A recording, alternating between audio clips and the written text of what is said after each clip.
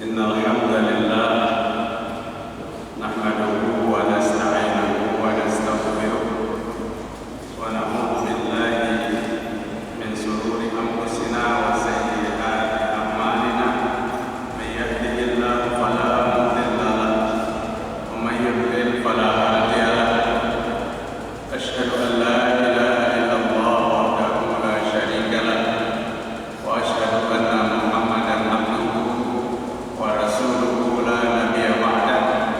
Ya ayyuhalladzina amanu taqullaha haqqa tuqatih wa la tamutunna illa wa antum muslimun. Ya ayyuhan nasu taqu rabbakum alladzi khalaqakum min nafsin wahidah wa khalaqa minha zawjaha wa bassa minhuma rijalan katsiran wa nisaa. Wattaqullaha alladzi tasaaluna bihi wal arham innallaha kana 'alaikum raqiba. Ya ayyuhalladzina amanu taqullaha wa qulu qawlan sadida yuslih lakum a'malakum wa yaghfir lakum dhunubakum wa may yuti'illaha wa rasulahu faqad faza fawzan 'azima.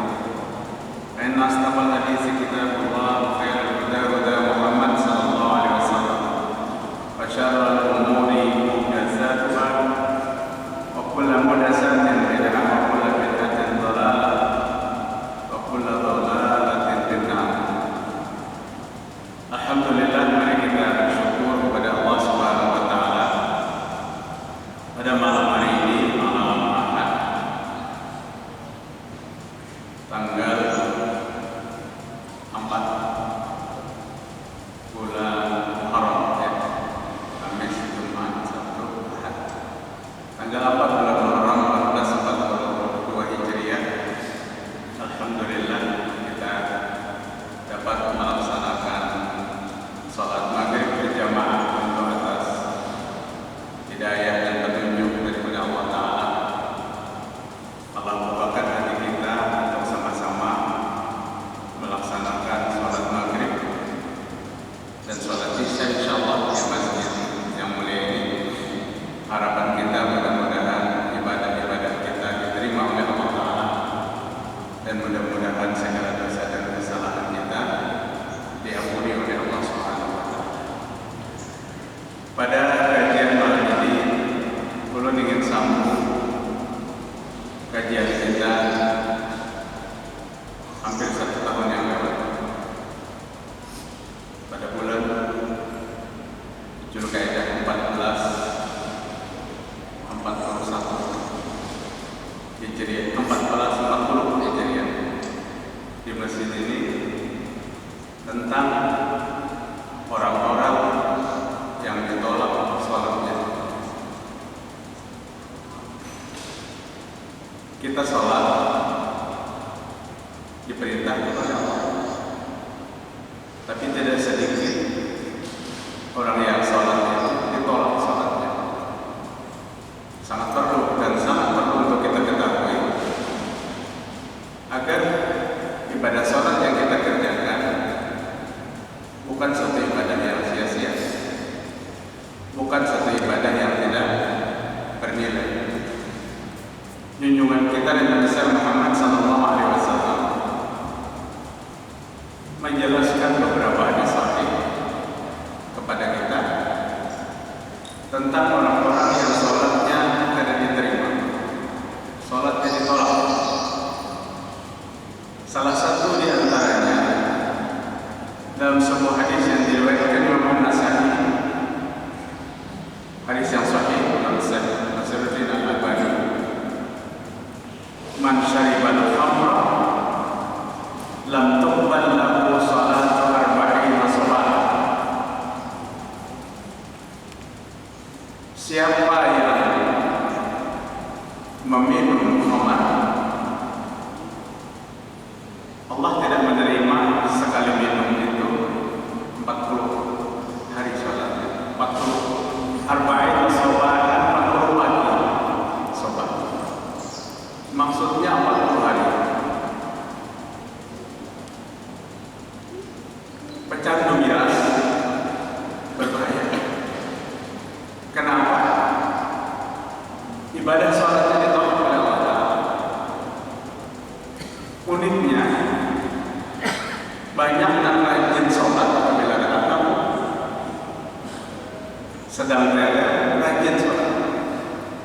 Apabila ada teler kan masalah. Padahal Rasulullah SAW 40 hari mengatakan sholat jadi normal bagi orang yang syaribal khamr, meminum khamr.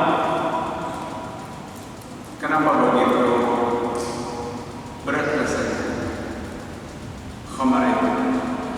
Dalam sejarah kemanusiaan di masa kehidupan sebelum Islam datang, khamr menjadi minuman mewah orang-orang kafir Quraisy. Bahkan setelah mereka masuk Islam pun dengan beberapa tahap baru diharamkan.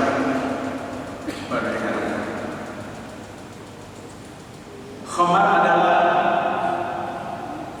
wasyarabu qaulul miskin. Pada saat terjadi dialog antara iblis dengan Allah yang menuntut kepada Allah Ta'ala, kalau Nabi Adam dan anak cucunya diberikan kitab, diberikan bacaan, diberikan makanan, diberikan minuman, diberikan rumah, untuk apa? Kata iblis, bacaanku apa, kitabku apa, rumahku apa, makananku apa, minumanku apa. Dia menuntut kepada Allah Subhanahu wa Ta'ala, ingin diberikan fasilitas kayak manusia. Maka dalam sebuah diskusi ini dijawab, baitukal hammam, rumahmu itu hammam. Hammam itu kamar mandi yang ada toiletnya. Jadi maka Nabi mensunahkan setiap masuk kamar mandi berdoa, ta'awuz, minta perlindungan. Apa minta perlindungannya? Allahumma inni a'udzubika minal khubuthi wal khaba'ith. Masuknya pakai kaki kiri, keluarnya pakai kaki kanan. Setelah melangkah sudah berada di luar, baru menyebutkan doa lagi, ghufranaka, singkat pendek, tapi sahih hadis. Lebih sahih daripada ghufranaka alhamdulillahilladzi adhaba anni al-adha wa afani. Kita belajar itu banyak, tapi bacaan itu tidak sahih. Yang sahih ghufranaka. Jangan lawas berbeda masuk tanah, karena Allah katakan al-hammam, baitul hammam. Dalam sebuah diskusi, rumahmu adalah tempat buang kotoran. Wa kitabul wasyam, maaf, kitabmu adalah wasyam. Apa wasyam itu? Tulisan yang ditulis dengan titik sehingga permanen. Apa artinya? Tetap jelas. Beda pada saat kita umroh di Jeddah, dulu masjid terapung itu boleh diziarahi. Perempuan-perempuan berkulit hitam menawarkan gambar-gambar bunga mawar apa, ditulis di tangan-tangan istri-istri kita. Ditulis. Akhirnya tulisan itu seminggu pas sampai di banjir hilang. Dan itu dibolehkan. Yang tidak dibolehkan adalah gambar permanen. Ada salah satu jamaah yang bertanya, bagaimana Ustaz? Tulisannya itu Allah di bawah kanan, Muhammad di bawah kiri. Oh, ini lebih besar lagi dosanya. Lebih besar daripada dosa gambar Garuda. Lebih besar daripada dosa gambar ular. Karena di sini terletak lagi pelecehan terhadap Allah, terhadap Nabi Muhammad SAW. Kayak pun di dalamnya ada tulisan la ilaha illallah, sama lebih besar lagi rasanya. Wa kitabul wasyam, kitabmu adalah Pak. Mohon maaf saya sampaikan kepada para jamaah sekalian, jika dahulu tidak mampu membendung gejolak mudanya, sehingga di sekujur tubuhnya dioret-oretinya dengan tulisan-tulisan dan tampil. Kalau hari ini dihilangkan, ini cagar pekorengan sekujur tubuh, belakang, depan. Allah Maha Pengampun, cukup dengan minta ampun yang banyak dan bertobat kepada Allah. Minta ampun yang banyak, bertobat kepada Allah yang banyak, sehingga para jamaah sekalian tidak sedikit di waktu kita tawaf itu, kan tawaf dengan mau ditutup-tutupi, hanya dengan sehelai kain selendang dan sehelai kain yang ditampilkan. Banyak yang dari sini gambar macam-macam, tapi dia sudah khusyuk. Air matanya meleleh di waktu tawaf pada saat dia subhanallah alhamdulillah wa la ilaha illallah wallahu akbar. La taqnatu min rahmatillah. Jangan putus asa atas rahmat Allah. Innallaha yaghfiru dzunuba jami'an. Allah akan mengampuni dosa-dosa. Berbesar harapan kepada Allah.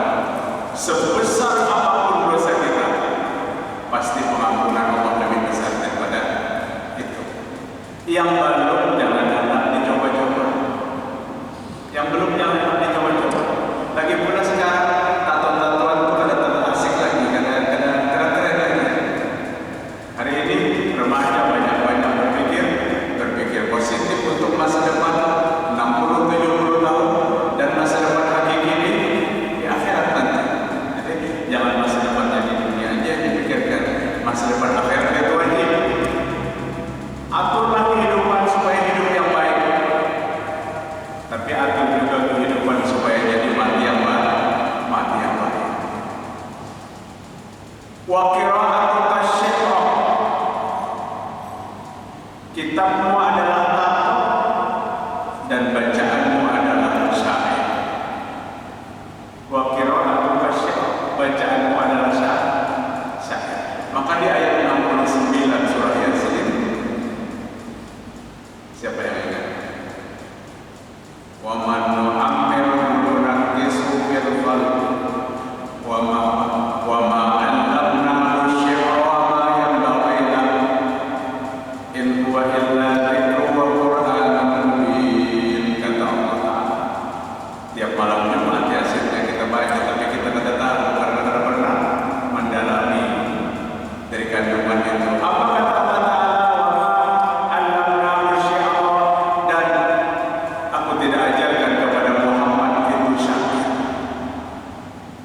Aku tidak ajarkan syair kepada Muhammad, wa ma yanbaghi lahu, dan syair itu tidak layak untuk Nabi Muhammad SAW.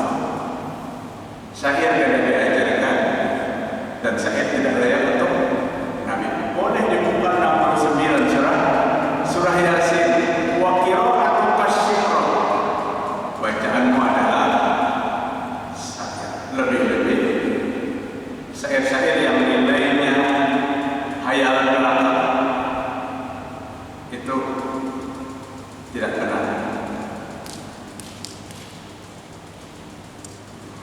Wa qira'atu tasyrih, bacaanmu adalah syair. Dan makananmu wa ta'amuka lam yadhkur ismallah, makananmu adalah makanan manusia yang memakannya kada bismillah, memakannya, minumnya kada membaca bismillah. Pada terasa kita telah berjamaah makan dengan iblis, dengan syaitan. Bahkan mungkin syaitan lebih menikmati daripada kita, lebih menikmati daripada kita, manakala kita lupa menyebutkan bismillah. Pentingnya bismillah ini sampai Rasulullah SAW mengatakan, jika lupa di awal makan, maka baru ingat di tengah makan atau di akhir makan, maka bacalah basmalah, bismillah awwaluhu wa akhir. Pentingnya baca bismillah.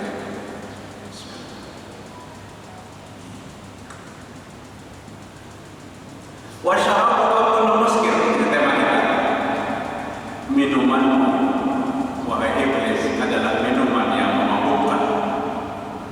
Setiap minuman yang membuat mabuk itu diharamkan karena itu minuman syaitan.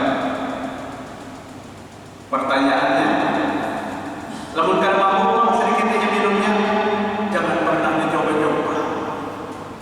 Karena itu bukan minuman kita. Minuman kita. Rasulullah sallallahu alaihi wasallam menyebutkan man syaribal khamra lam tuqbal lahu salatan arba'ina salat. Siapa yang meminum minuman keras tidak diterima 40 hari. Pokoknya Nawawi dan berkata Imam Nawawi yang dimaksud dengan 40 hari itu adalah tidak diterima, ada tidak berpahala, tidak berpahala. Artinya ibadah sholat yang dikerjakan tidak berpahala. Apa artinya? Kita beribadah untuk mengambil nilai yang Allah pernah tawarkan kepada kita, yang pernah Allah tawarkan kepada kita. Kita ingin melaksanakan segala ibadah itu tercatat dalam buku-buku kita.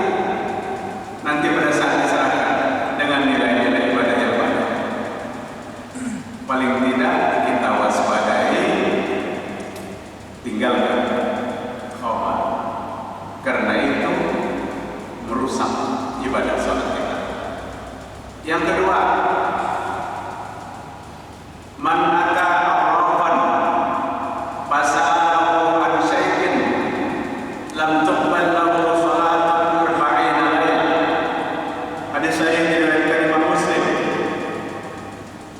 Siapa yang mendatangi dukun, sekarang dukun kan bertemu lagi tidak? Namanya sudah berubah. Namanya menjadi nama yang terhormat. Apa namanya?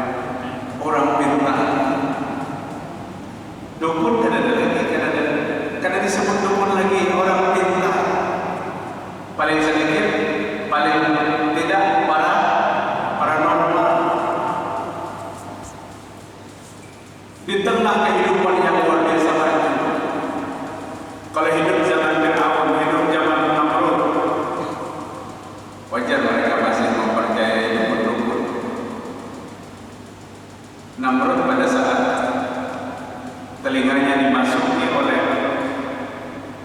nyamuk yang impalit, nyamuk yang patah kaki, nyamuknya itu jangan sempurna, tapi nyamuknya kiriman Allah Ta'ala masuk ke dalam telinganya, berminggu-minggu, berbulan-bulan sakit telinga, yang dikumpulkan oleh Namrud apa? Dukun.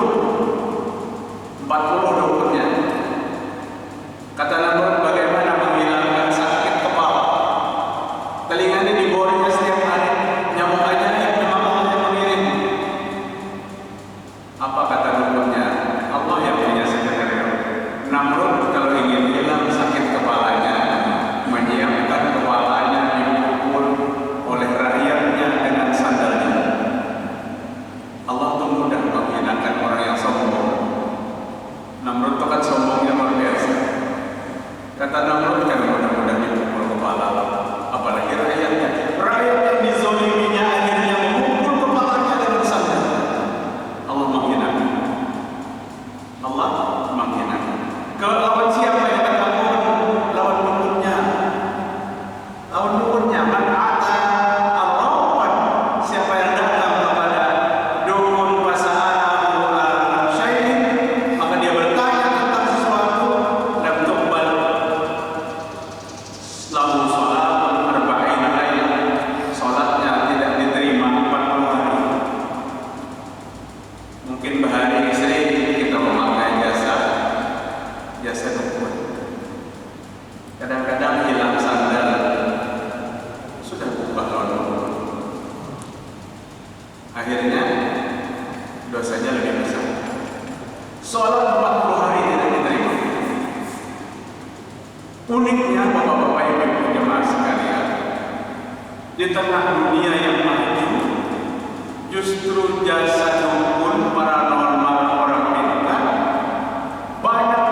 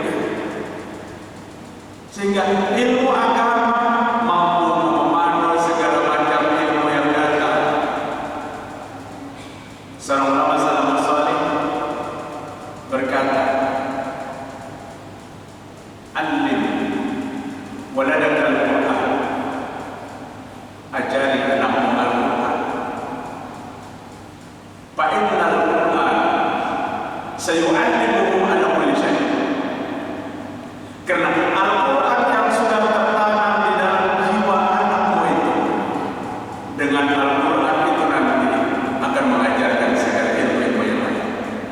Lihat saja ahli-ahli Al-Quran itu cerdas dalam memecahkan segala masalah, karena hidupnya ilmu Al-Quran sudah ada di dalam jiwa. Ajarkan anakmu Al-Quran, ayat Al-Quran sayu'allimu ala kulli syai'. Al-Quran yang membuka cakrawala ilmu-ilmu yang lain dengan Al-Quran itu. Tapi saya benar anak kita sampai akhir balik, Fatihahnya belum beres, Fatihahnya ada bagus, belajar ilmu agamanya ada mengerti. Dan ini adalah satu tanggung jawab besar bagi orang tua. Paling tidak mulai sekarang, mulai dari diri kita dan keluarga kita, ajarkan ilmu-ilmu tentang agama Allah Subhanahu wa Ta'ala yang sumbernya hak, karena tidak sedikit yang mengatasnamakan agama itu tapi sumbernya tidak hak, sumbernya tidak benar.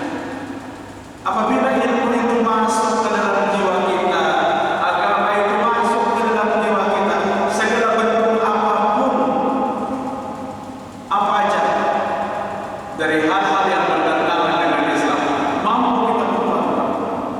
Apalagi memperdalam kitab Allah, memperdalam Al-Quran Al-Karim, tuntunan kehidupan kita. Dalam memperdalam Al-Quran itu pun masih banyak yang salah memfungsikan Al-Quran dalam diri. Masih banyak yang salah memfungsikan Al-Quran dalam rumah tangga. Rasul mengatakan apa? Rasulullah SAW mengatakan apa? Yang syaitan lari dari sebuah rumah yang Al-Qurannya dibaca. Gitu kan? Fa inna syaitan yambiru minal baitil lazi tuqra suratul Baqarah. Syaitan lari dari sebuah rumah yang di dalam rumahnya dibacakan Al-Quran, dibacakan surah Al-Baqarah. Bukan ayat kursi ditempel di dinding, bukan. Bukan Al-Fatihah ditaruh di pintu, bukan. Salah memfungsikan Al-Quran. Al-Quran itu dibaca. Maka apa kata Rasulullah SAW? La taj'alu buyutakum maqabira. Fa inna syaitan ya'muru minal baitil ladzi tuqra suratul Baqarah. Hadis diriwayatkan Imam Muslim. Jangan kamu jadikan rumahmu itu kayak kuburan.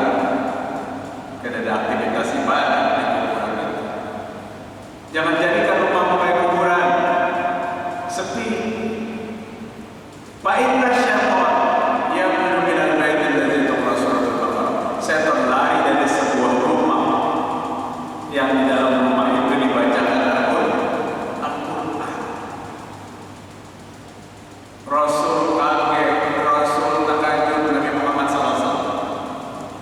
Pada saat Isra dan Mi'raj, Nabi melihat bintang-bintang cemerlang yang bertebaran di muka bumi. Kita tahunya bintang itu di langit, tapi di waktu Nabi berada pada posisi di atas, Nabi melihat bintang-bintang yang ada di bumi. Dan Nabi bertanya kepada malaikat Jibril, ada bintang-bintang di bumi. Kata Jibril, itu rumah-rumah umatmu yang di dalamnya dibacakan Al-Quran. Kalam Allah bersinar ke langit. Maka ahli Al-Quran itu disayangi oleh orang-orang bumi, disayangi oleh orang-orang langit. Di zaman ahli Al-Quran terbagi sama-sama wajib. Apabila Al-Quran, ahli Al-Quran yang mati, maka menangislah 7 lapis langit dan menangislah 7 lapis bumi. Kenapa?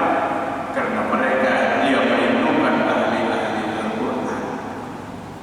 Semangat kita yang menunggu tentang Al-Quran Al-Karim, mari kita bangkitkan kembali. Kita berbahagia hampir di mana-mana masjid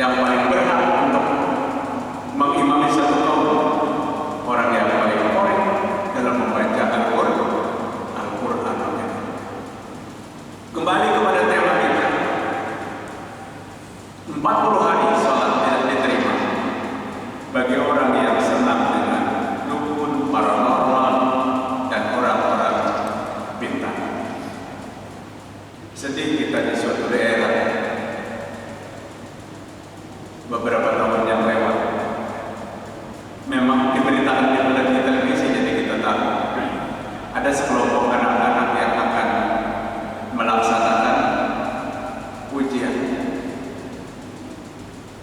Sebelum ujian itu, maka pulpen-pulpen yang dia pakai dikumpulkan di rumah kiai. Supaya apa? Supaya nanti pulpen ini lancar menulis jawaban dengan baik. Sadarkan kita ini adalah pembodohan besar. Anak kita kan mau belajar lagi. Kenapa anak mau belajar sudah titik pulpen nonton? Ini pengaruh pendukuran itu sangat berat. Di zaman jahiliyah, manusia terhormat itu tiga macam. Yang pertama, dukun. Itu orang yang sangat dihormati.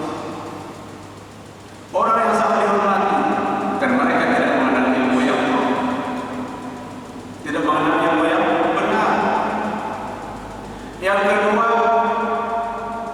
sahir, tukang sihir.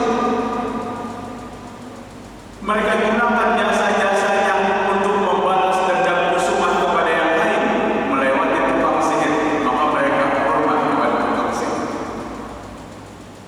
Yang ketiga, penyair. Penyair itu terhormat di masa jahiliyah.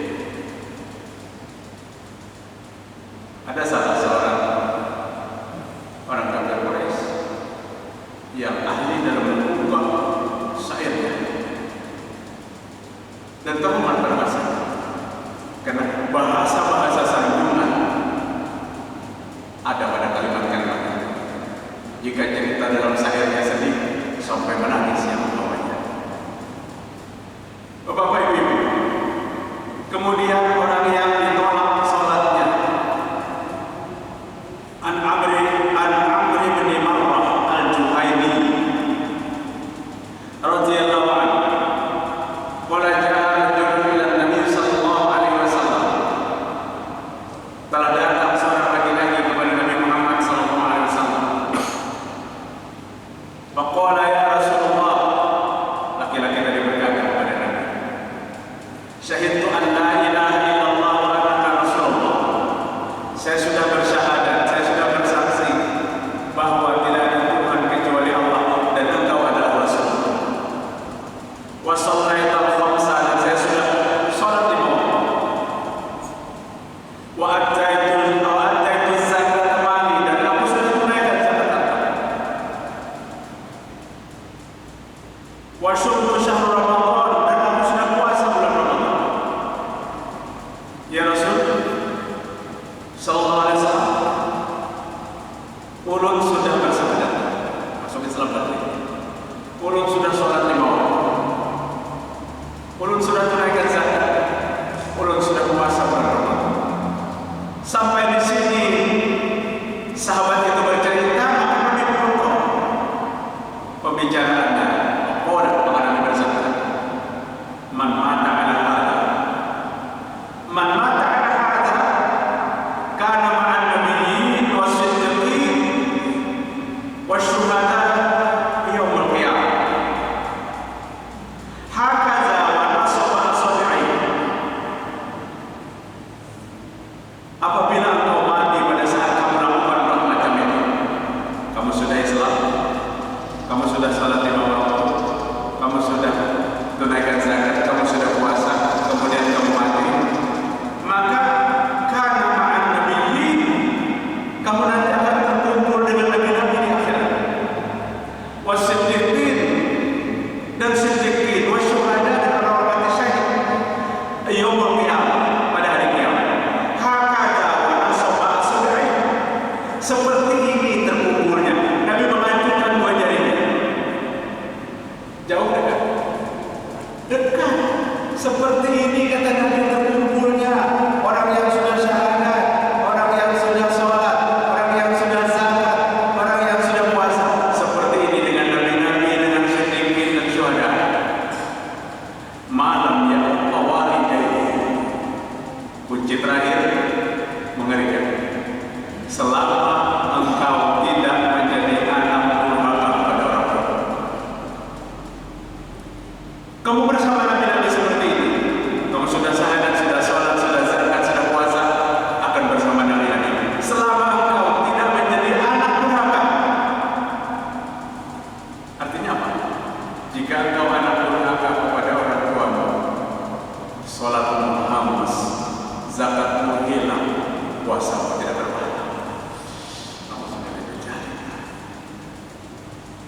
Maka Rasulullah sallallahu alaihi wasallam mengatakan, taat kepada kedua orang tua itu termasuk al-amalul aqwa, amal yang utama. Sebuah hadis yang diriwayatkan Imam Bukhari dan Abdullah bin Mas'ud radhiyallahu anhu bertanya kepada Nabi Rasul tentang amal yang paling utama. Maka Nabi katakan apa?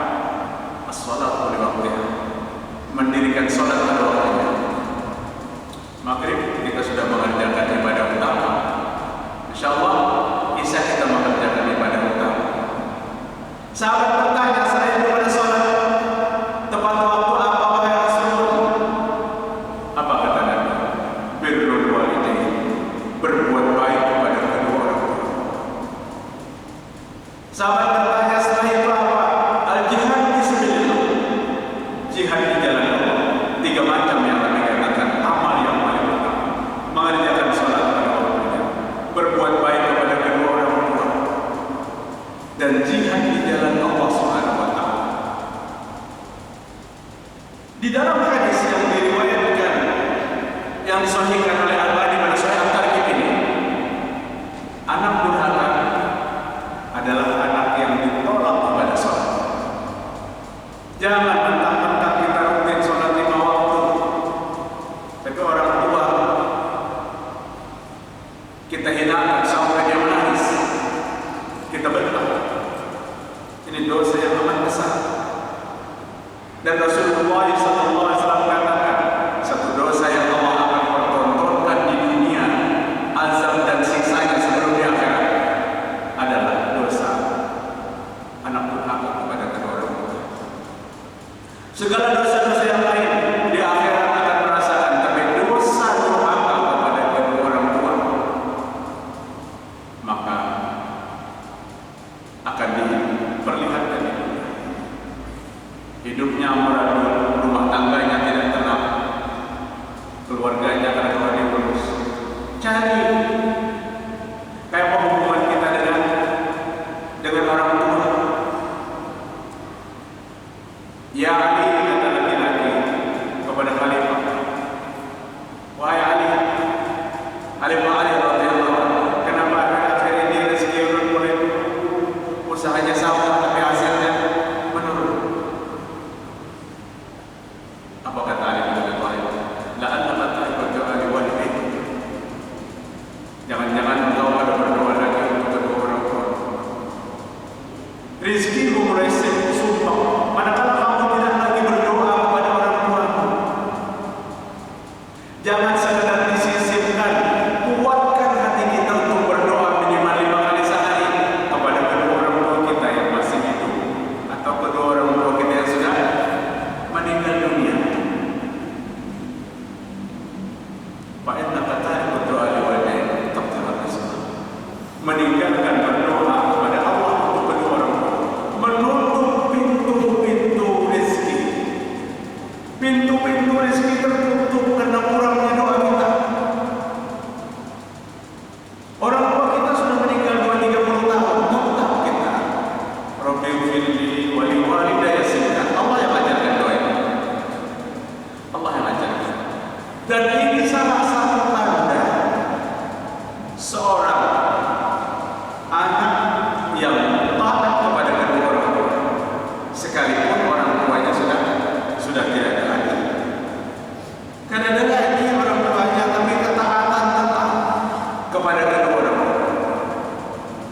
Kan dalam sebuah hadis Rasulullah SAW mendoakan orang tua adalah bagian daripada ketaatan.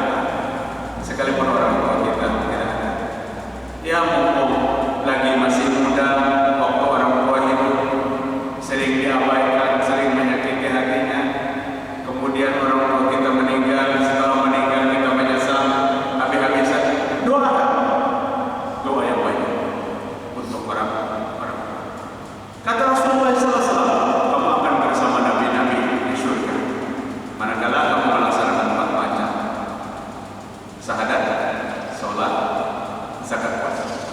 Selama kamu bukan anak durhaka. Jika kamu anak durhaka kepada kedua orang tua, empat macam itu gugur. Bagaimana solusinya? Taubat. Jika orang tuanya masih hidup, minta ampun. Minta ampun kepada kedua orang tua, taubat kepada Allah. Bertakwa kepada Allah dengan ketaatan kepada kedua orang tua. Itu adalah nilai yang besar. Jangan pernah kita mengira taatnya kita kepada kedua orang tua itu hanya sesuatu yang biasa. Tidak ada orang yang bisa taat kepada kedua orang tuanya kecuali orang yang bertakwa. Karena ketaatan kepada kedua orang tua itulah takwa kepada Allah.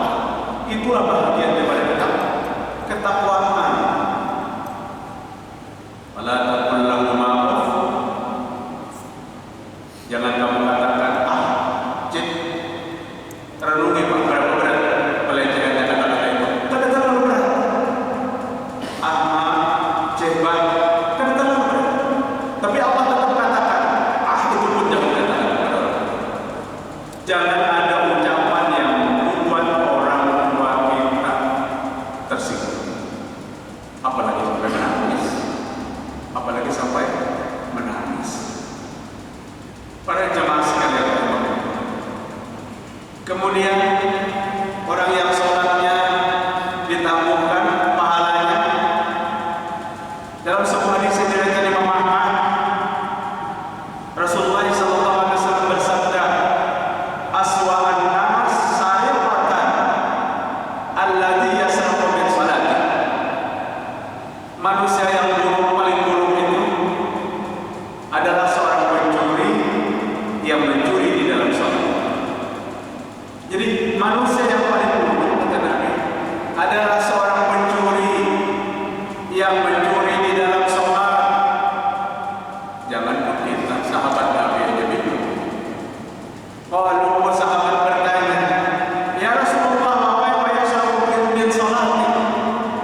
Wahai Rasul Sallallahu Alaihi Wasallam, kayak apa orang mencuri dalam sholat?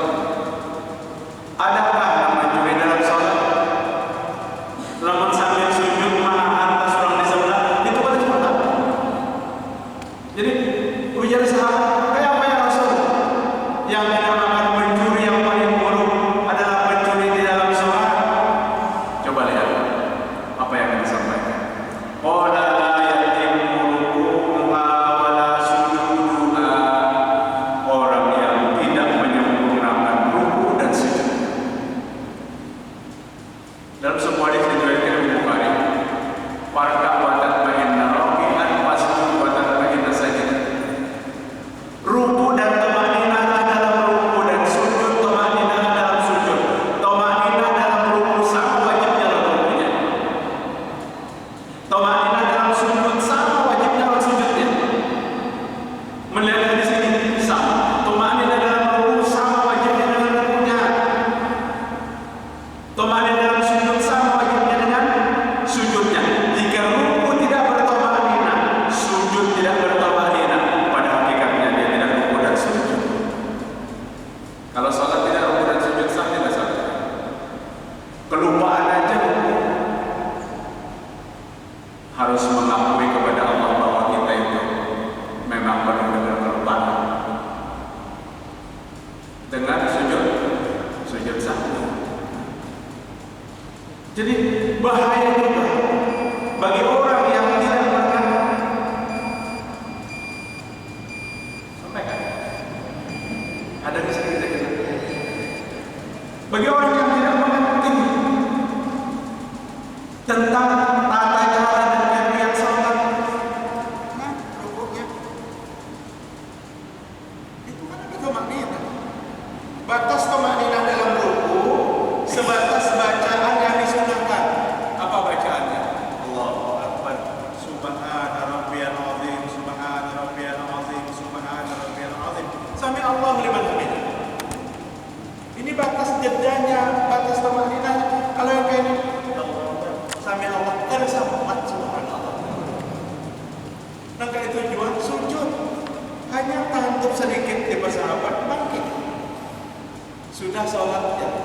3 menit selesai salatnya. Pencuri yang paling buruk, salatnya dipertanggungan oleh Allah bagi yang tidak mengerti. Maka Abu Hurairah radhiyallahu anhu dalam sebuah hadis beliau mengatakan, amarani Rasulullah sallallahu alaihi wasallam bi thalathah. Rasulullah sallallahu alaihi wasallam menyuruh membaca wa nahani an thalathah dan melarang 3 macam. Amarani bi rak'atain duha kullu yawm. Nabi menyuruhku dengan 2 rakaat salat duha setiap hari. Wal witra qabla naum. Nabi menyuruhku salat witir sebelum tidur. Kenapa tadi? Saking pentingnya salat malam, saking pentingnya salat witir. Kerjakan sebelum tidur. Mengantisipasi kalau kita ada bangun. Kalau macam ada bangun aja, tepat waktunya di 2/3 malam yang paling pokok.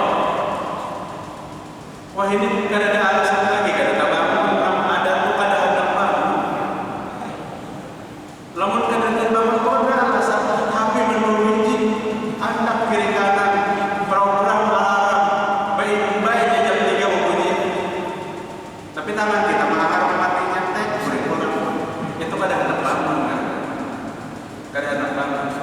Memang saking pentingnya sholat malam, kerjakan sebelum tidur, sholat witir 3 rakaat. Wasiyamu thalathati ayyamin min kulli syahrin, dan berpuasa 3 hari setiap bulan, 13, 14 dan 15. Wa nahani, dan Rasulullah SAW melarang kepadaku an-naqratin daikah, agar dalam sujud tidak seperti ayam jantan yang mengambil makanan. Lihat ya, aku akan balas di hadapan jagau, kemudian ayam jagau mengatur adalah jangan temani dan mengambil makanan. Kada ada ayam temani dan mengambil. Ujar orang bahari jangan ada ayam mengatur. Hadis saja kan. Jangan sujud. Itu kan ada temani. Jangan mengatur ujar Nabi kepada Abu Hurairah. Kemudian Rasul melarang kepadaku wa ya'i qalbi, dan jangan aku sujud seperti anjing duduk. Jangan sujud kayak anjing. Paham ya? Kalau ada sholat contohan telapak tangan dan siku sama. Sujud itu kita disuruh apa? Disuruh membuka telapak tangan. Ini kan sujud kita. Nah, tangan dibuka. Sekalipun kata Imam Nawawi, kalau rapat sapnya jangan dibuka bertaan, kasihan yang sebelah. Karena menjaga tidak menyakiti orang lain juga sunnah. Jangan mentah-mentah tangan dibuka. Nah, sujud. Bahwa esok kan ibaratnya orang lagi nih. Nah, orang yang sujud seperti anjing belukuk itu jangan kayak ini. Nah, telapak tangan lawan siku sejajar. Adakah kayak ini? Ada Pak, yang Nabi menyambat tuh ada. Ada. Kekanakan. Ada juga kekanakan umuran karena ada belajar. Karena ada belajar. Wal tifatin, kecil tifatis sama. Dan jangan sholat itu menoleh-noleh. Nabi melarang sholat toleh-toleh kiri kanan, seperti menoleh-nolehnya Musa. Walau alam di kampung biar Musa banyak ada dari kaum lagi. Tapi Rasul mencontohkan jangan dalam sholat oleh-oleh. Jangan. Kemadinah ke depan pandangan mata kita. Maka dalam ibadah sholat itu cari kondisi yang supaya kita ada melingkar, supaya kita tidak mengangkat pandangan. Pakai pakaian yang biasa-biasa. Jangan kan ada baju kaos dan gambar koran di belakang.